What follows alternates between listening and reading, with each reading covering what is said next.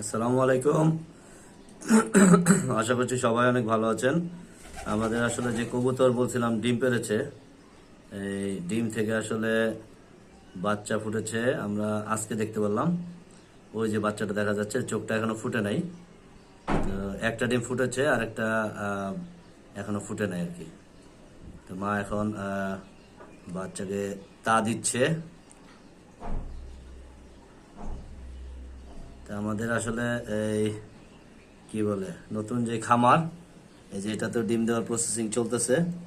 এটাই পাশেরটা, এটাতে হয়তো কিছুদিনের ভিতরেই ডিম দিবে আর কি এখানে।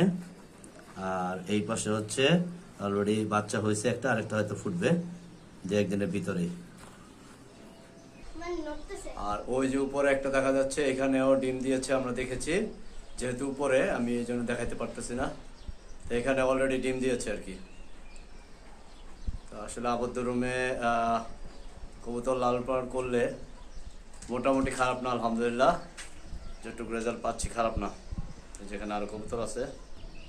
আর এই ঘরটা আসলে খোলামেলা অনেক, এদিক দিয়ে বাতাস আসে, এই পাশ দিয়ে বাতাস আসে, এই জন্য কবুতর লালন পালনের জন্য আসলে উপযোগী। এই জন্য এই ঘরটা আমরা সিলেক্ট করছি কবুতর লালন পালনের জন্য। আর এখানে মেজাবেন কিছু বলবা? দাঁড়াও। আমার অনেক ভালো লাগতেছে এই কবুতর যে বাচ্চা দিয়েছে। তাই? হ্যাঁ। দেখে অনেক খুশি। হুম। যাক।